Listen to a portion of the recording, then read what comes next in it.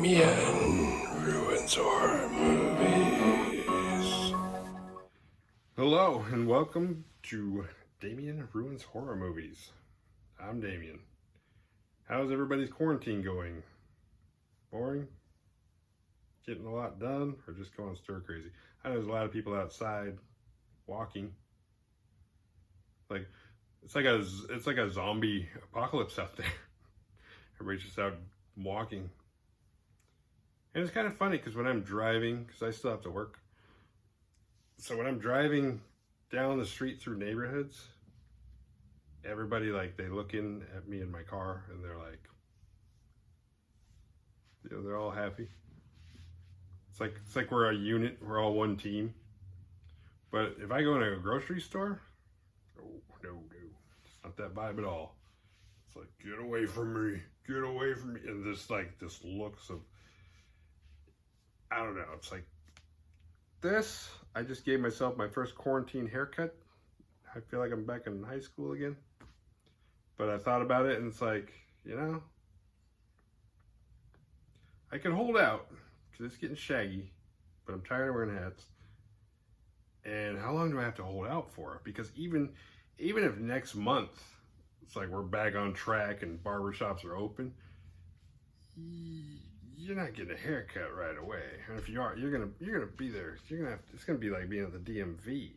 So if you're a hairdresser or a barber or I don't know, anybody who cuts hair, I know this sucks right now, but try to find a way to enjoy it, because once it's over, you ain't getting a day off for a while. Any vacation you plan after going back to work for a little bit, done. You're gonna be cutting so many heads. So that's your bright side. Right now sucks, but soon you're gonna be busier than you've ever been. But hopefully that means good tips and lots of money get you back on track. Somebody asked me about a week ago, and they were like, how are you holding up through all this? And it's kind of like,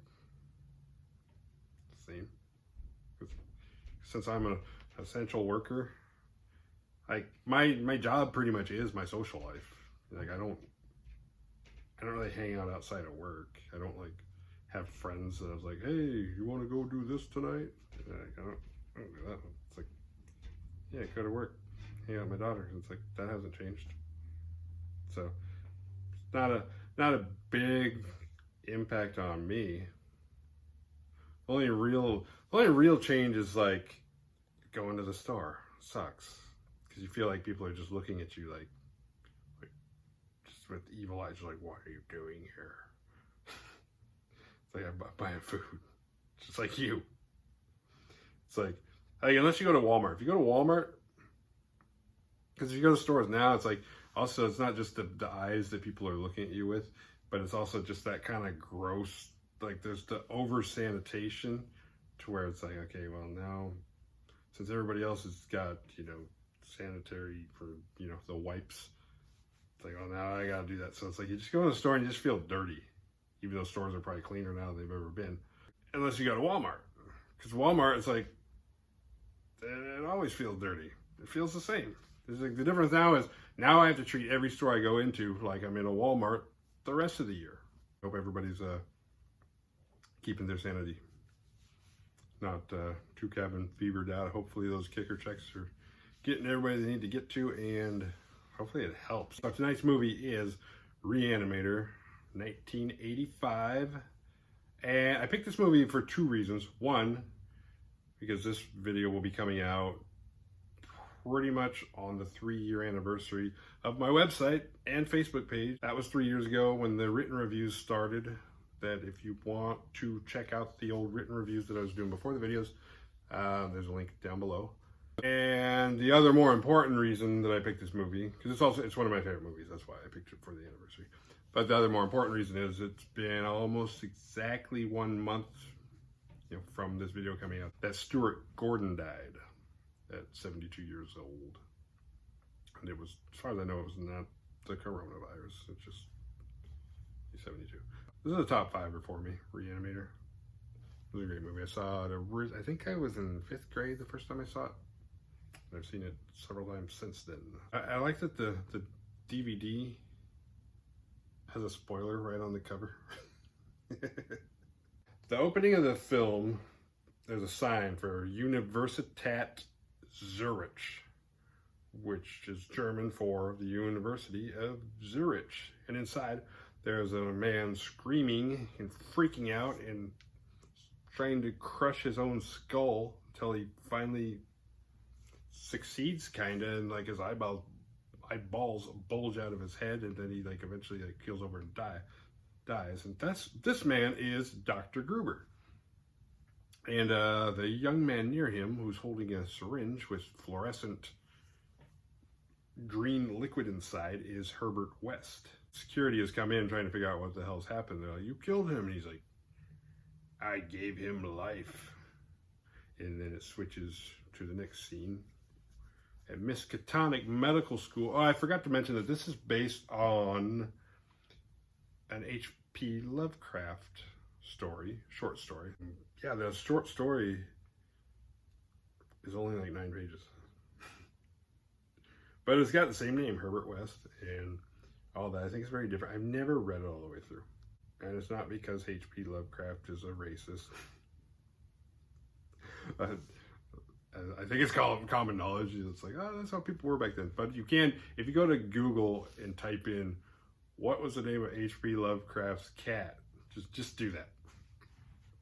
That's all I got to say about him. At Miskatonic Medical School in Arkham, Massachusetts, we meet Dan Kane as he's losing a patient, but he doesn't want to give up, and he keeps pumping, and finally the senior doctor, teacher person says, "Hey man, it's over. It's done. You lost her. So you got to know when to give up." And he was like, because he really wanted to save her. He's really dedicated to being a good doctor. Next, we meet Dean Halsey, who introduces Dan to Herbert West, because Herbert has transferred over. At the same time, we meet Dr. Hill, and Herbert and Dr. Hill do not get along. Well, they're just meeting, but Herbert West makes it pretty clear right up front how he feels about Dr. Hill, because he knows who he is. He's heard of him. And he thinks he's a fraud. He's a phony. He thinks that, because Dr. Gruber was Herbert's mentor, and he thinks that Dr. Hill plagiarizes him and rips him off and tries to take credit for his ideas. They're both neurosurgeons, and Herbert is an aspiring neurosurgeon. So he has no respect for Dr. Hill. So in turn, Dr. Hill doesn't really care much for him either. So next, as Dan is hanging up a flyer for a new roommate, whoa, what timing, we meet Megan, played by Barbara Cranston. Barbara Cranston's from like Chopping Mall, Castle Freak, she's done a lot of Stuart Gordon films, plus she's also, she was in Puppet Master. As she got older, she played the mom in You're Next. Her name is Megan Halsey, and she just happens to be the dean's daughter, which is a secret. Their little relationship is a secret. That night, after a little naked time between old Dan and Megan, as she's getting up to leave, she gets dressed. He doesn't. He's got like a blanket on him, or a sheet or something. And she's getting ready to leave. She opens the door, and Herbert West is standing there. It scares the shit out of her. And Dan's like, because it's fairly late at night. It's dark. Herbert West is like, "You're looking for a roommate?" And he kind of walks in, like oblivious, like, okay, this guy's naked. This girl's getting ready to leave. Maybe you're interrupting something. It's not like you called first or anything. So he walks in. He's kind of pushy. He looks around. He's like, starts kind of giving himself a tour of the place. He's like, it's got a basement. That's perfect. There's a room downstairs. That'd be perfect. And Dan's like, well, I don't know. And Megan's like, she just from the get-go, it's like, this guy, I don't know, he just rubs her the wrong way because he's creepy. And he just has this wad of money. He's like, and he gives it to Dan, and Dan's like, all right, when can you move in? And now he's got a roommate, and Megan just kind of looks at him like, with that death stare, just like, I can't even do it. In class the next day, Dr. Hill and Herbert have kind of a tacit little standoff until it's not so tacit anymore. And Dr. Hill gets pissed because Dr. Hill knows, like, the extent of a fraud that he is. And if Herbert's not there to expose him, it's fine. Because nobody knows he's a fraud. But when he's trying to teach and he's got one kid in his class who's like, dude, I know who you are. I know you're a fraud. You're full of shit. So that makes it a little hard to teach. So later that night, Dan and Megan have another little study date, this time with their clothes on, because somehow, now that Herbert's in the house, Megan's kind of not really in the mood. And I think even though she doesn't live there, she's still kind of like, I think she's kind of pissed off because she feels like Dan should have like talked to her about it first. I mean, obviously she knew he was looking for a roommate, but I think she kind of wanted to be in on like, actually, I don't think she would have cared. It's just the fact that she was there when Herbert, if she wasn't there and Herbert showed up and they worked it all up and then she came over the next day, he's like, hey, meet my new roommate. She probably wouldn't have given a shit. But just the fact that she met him and she was there and it was like, I get where she's coming from. As they're sitting there, she starts noticing, like, she's like, where's Rufus? You know, because Dan has a cat.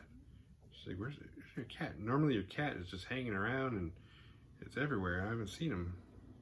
Maybe this isn't the next day because, like, Herbert just moved in. I'm not sure the pacing of this movie. I don't know how, because it kind of seems like today this happened, then it was nighttime, then it's the next day, then it's the next day. But it can't be because little things are building up. That's just not, like, as you're watching the movie, it's not a big deal, but trying to explain it where it's like, then the next day, because you think, well, you can't really make patterns of what the cat's been doing if he's only lived there 12 hours. But apparently the cat doesn't like Herbert, so the cat has kind of disappeared. But so she starts snooping around, and she goes down and she finds her way into Herbert's room, and somehow, I don't know, he's got a mini fridge in his room, and she finds Rufus, Dan's cat, dead. Just then Herbert walks in, like, what are you doing in my room? And she's like, oh my God, because she assumes that Herbert killed the cat and put it in the fridge for whatever reason. He's like, kind of like, oh shit, I'm busted, / kind of like, what are you doing in my room? I pay rent to live here. You know, you can't just walk in my room when I'm not here. Which, fair point. I mean, if you're renting a room, people shouldn't just be able to walk in. They should respect it. If they're looking for something, they should wait till you get home, and then you can help them with it. They can't just go digging through your stuff because you lived there first. And so then Dan comes in, and Barbara is totally like freaked out and pissed and sad and all that. And Dan's like trying to play like, I'm sure there's a good explanation. And Herbert is just kind of like, okay, well, yeah, the cat knocked over the garbage. He got his head stuck in a jar and is suffocated. You know, so what was he supposed to do? Leave a note? Cat dead. Details later. So he put the cat in the fridge and was waiting for Dan to get home so he could tell him about it. That's his story. And Dan's like, all right. And Megan storms out of there. And now Dan's personal life is already slowly being ruined by Herbert. And it hasn't been, I don't know how long it's been, but it has not been that long. But it's already slowly, it started with just his presence. Now there's the cat. Now there's like him being in the middle of Herbert's like, it's my roommate, I need the money, / and I don't even know the whole story, I don't know what the truth is, plus my girlfriend doesn't like you, but I can't just like let her, if I kick him, if I just give in every time she doesn't like something I'm doing, then, you know, how's she going to respect me? So he's in a bad situation. Later that night, Dan is awoken by the sound of like a loud, screaming, angry cat. He's like, what? And he knows something's up, so he grabs his baseball bat. Sound's coming from the basement. So he goes down to the basement, which is, it's kind of weird because it's not like he got drunk and passed out and woke up to the sound of a cat. You know, it's just like, okay, you're a little tired. he opens the door. It's the top of the stairs, kind of a platform before the stairs start. And then, like, as soon as he gets to the first step, it's like he's just suddenly forgotten how stairs work, and he just tumbles down. I was like he's being attacked by something, but there's nothing there. I'm like, what are you doing? And then he gets down and he looks, and Herbert's being attacked by his dead cat. Dead Rufus is attacking Herbert, and so he's like, okay, what's going on? And Rufus is on his back, so he can't just swing his bat and hit Rufus, because he'll hit both of them. And so there's a struggle. At one point, it's pretty funny, when Dan just huffs Rufus at the wall as hard as he can. And they kill Rufus again. And then Dan's like, okay, what the hell was that? So they sit down and they have a little heart-to-heart. And Herbert starts explaining, like, what he's really been working on. And he explains, like, his agent, you know, that green chemical, that fluorescent green chemical that's in his syringe. It's his agent that he can bring things back to life with. And Dan's like, no. It's like, he just doesn't believe him. It's like, no. And that's when he decides, like, oh, Rufus must just not really been dead. Maybe you thought he was dead, then you put him in the freezer with no oxygen for several hours, and then after you let him out, he woke up. And Herbert's like, all right, watch. And he takes a syringe, and he injects it in Rufus for a third time. Well, it's his third life. You know, technically he's supposed to have 9 anyway, right? Bring him back alive. Rufus can't really move because he's all fucked up, but he just kind of like spasms a little bit. Then Dan is a believer, but he's not completely on board, and he's kind of pissed because it's his cat. And I don't think he buys the whole head in the jar thing, but he didn't really know what to do. And then Herbert pulls the old, well, actually I think earlier Herbert had already brought up the whole, well, it'd be a shame if the dean knew about you two. But he now explains to Dan, it's like, it's not a coincidence that I'm here. It's not a coincidence that I'm your roommate. I picked you because I knew. Somehow he knew that Dan was seeing the dean's daughter. And that's why he crept in, because he thought that there were some resources there that he could use. Some inside stuff that he could get to the dean through Dan. And blackmail Dan in the process so that Dan couldn't really do anything about it. Yeah, he's kind of right. Dan goes to the dean and starts explaining it to him, and the dean doesn't believe him. But then he mentions Meg walking in, because the dean knows that him and Meg are hanging out and they study together. He doesn't know that they're not wearing clothes when they do it. So he mentions the stuff that happened, and then he mentions Megan walking in on it, and then the dean just kind of like, what? He's like, all right, okay, Herbert's expelled, and you need to write an apology and blah, like all this other crap. And he's like, it's like, oh crap, I was trying to get Herbert. And I'm not sure what his goal was. I think he was maybe the goal was to get Herbert expelled. The goal was definitely not to get himself in any trouble and not to expose his relationship with the dean's daughter. But, so it kind of backfired on him. And the dean doesn't really, it's not that the dean believes him, he just doesn't want his daughter being involved in any kind of stupid shit. So somehow we go from, I'm going to try and get Herbert kicked out of school, to, I'm going to sneak Herbert into the morgue and we're going to start reanimating shit. We're going to see how this works. Because Herbert is convinced that he has been failing at it because it's not that his agent doesn't work, it's just the bodies are either too old or they've been dead too long. He needs fresher bodies. And he thinks that if he could find the right body, then he could bring it back, and that person, it would be like the person never died. There'd be no change. Which reminded me, I watched the new Pet Sematary last night, and I think I heard some bad things about it. I thought it was good. I haven't seen the original in a long time, and I've never read the book, but I thought it held true. But it just reminded me of it because that started with a cat. The cat comes back, but the cat's not that friendly little cat. You know, Church and Rufus come back and they're assholes. And then it goes from cats to people. I mean, technically Dr. Gruber was brought back first. But the point is the same kind of premise of, like, they're not the same when they come back. And I'm not trying to say that Stephen King ripped off Re-Animator. Because I think Pet Sematary, the book, came out before Re-Animator, the movie. I'm not sure when it came out. I'm pretty sure it's older, though. But even then, it's like, I'm pretty sure H.P. Lovecraft wrote Re-Animator before Stephen King was even born. So I don't know. I don't think it's a rip-off. It's not that unique of a concept of bringing something back to life and having it be different. Having it come back evil. It was good. There was weird stuff. I'm not going to get into it because I don't want to spoil. There's just a couple things where it's like, why did they do that? And then there's a couple things where it's like, it's almost like they tease you, like, here's something that happened in the original, and as it almost happens, this one's like, it's not going to happen to this one, though. It's like, yes, it is. And then it does. But it's funny. But they did have Zelda in there, and that was cool. Zelda, it's funny because Zelda didn't look that different to me than she did in the original. But in the original, she was way creepier. And I don't know if that's because I was younger when I saw it, or it's just the lighting. It was just done different. Because this movie, it was good, but it wasn't that, it didn't have that same creepy thing to it.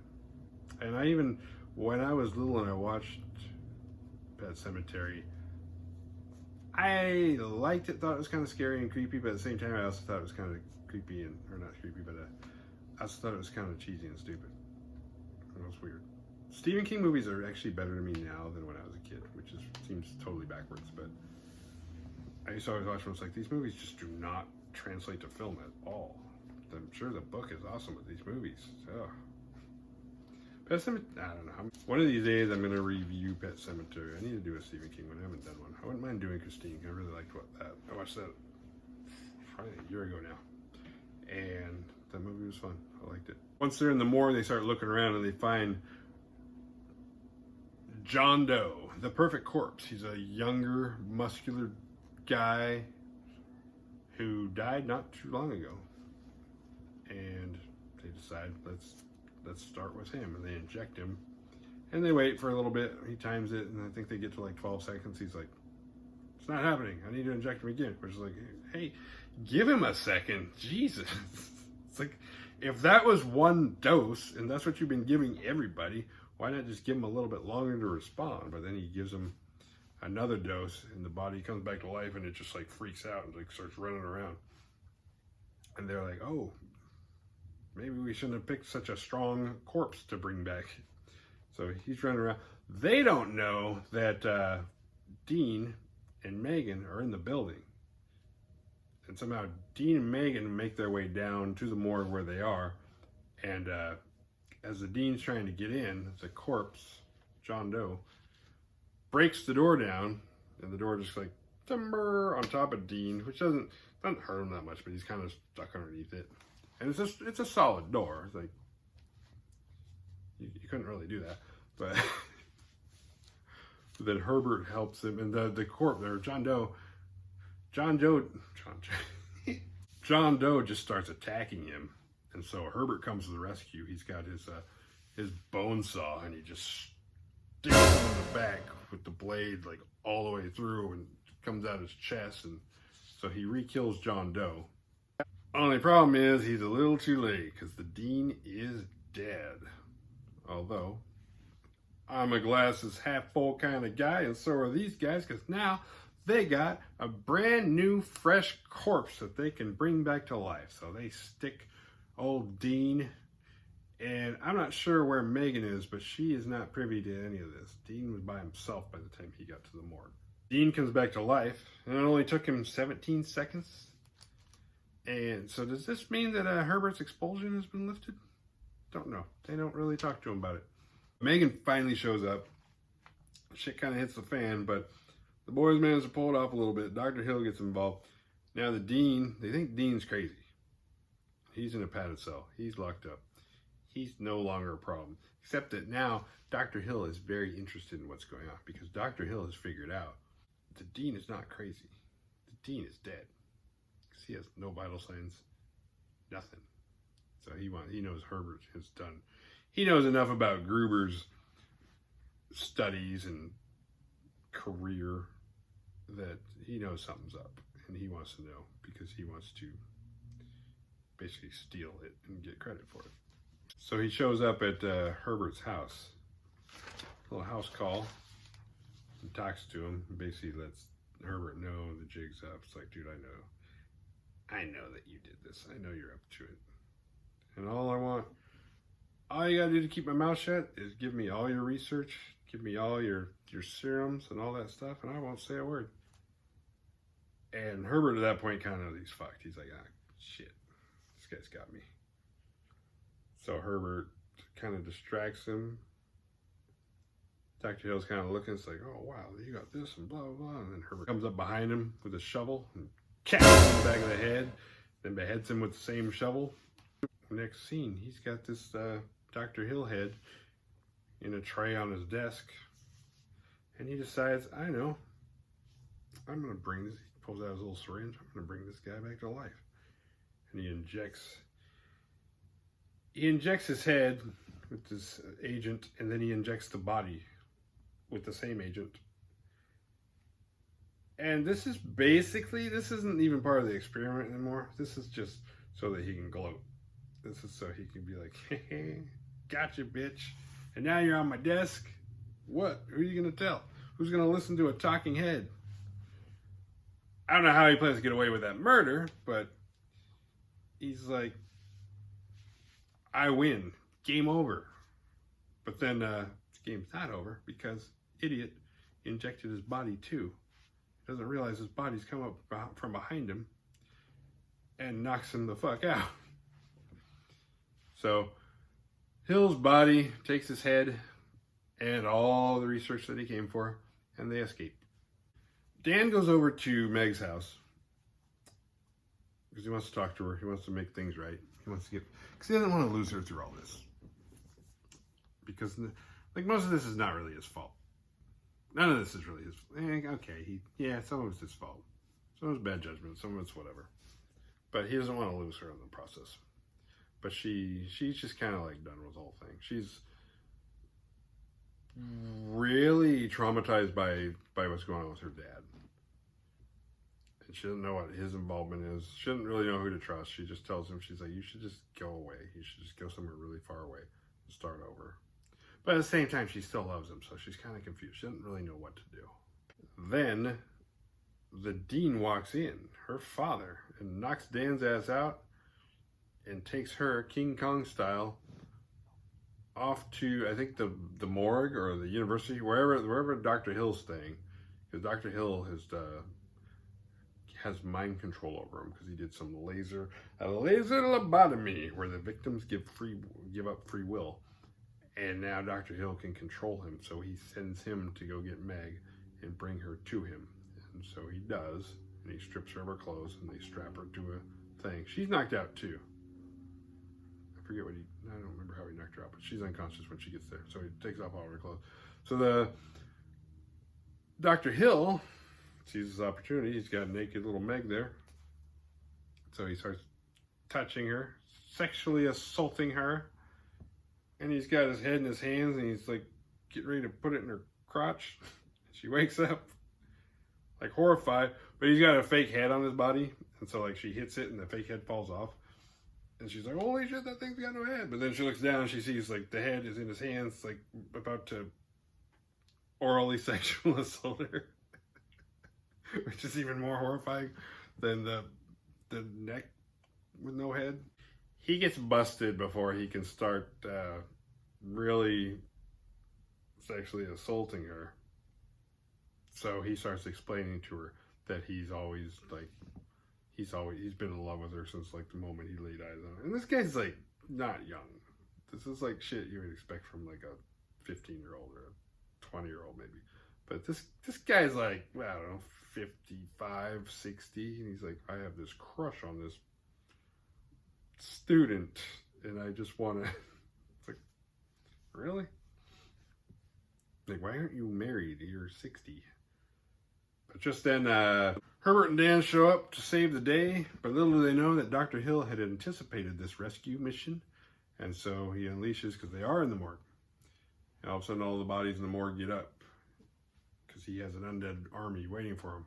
And he has control over them, so he can, like, instead of them getting up and getting control, he did laser lobotomies on all of them, so now they listen to him and they start attacking. And the Dean is still there, but the Dean, in a Return of the Jedi Darth Vader type moment, he sees how evil Dr. Hill is. And so somehow it gets through all the hypnotism and mind control and all that. He can still see. So he saves them and kills Dr. Hill. But it's too late, because Meg has been hurt. Dan goes over and tries to save her. And at this point in the movie, we go full circle back to the beginning when he's with his first patient. That's full circle, right? When he loses his first patient. But he keeps trying because he don't want to lose his first patient. Except now, it's not his first patient, it's his girlfriend. But he can't save her. He's 0 for 2. And she's gone. She's dead. But she doesn't have to be. Screen goes black and we hear a scream. The Gilligan Award goes to Herbert West. Even though he's a genius, everything is his fault. From Rufus to Megan. And the fact that he brought Hill back to life. I get wanting to rub Hill's face in it, no pun intended. But you could have just brought his head back. Just saying. Hashtag worst roommate ever. What did we learn? Survival tips. Always screen potential roommates carefully. Don't bring the dead back to life. It never works. Never underestimate the human heart. Well, if you made it this far, then that means hopefully you liked it. And if you like it, then you should hit like and subscribe. And maybe share it with some friends. I don't know. Do whatever you do when you like a video. Until then, I'll see you next Wednesday.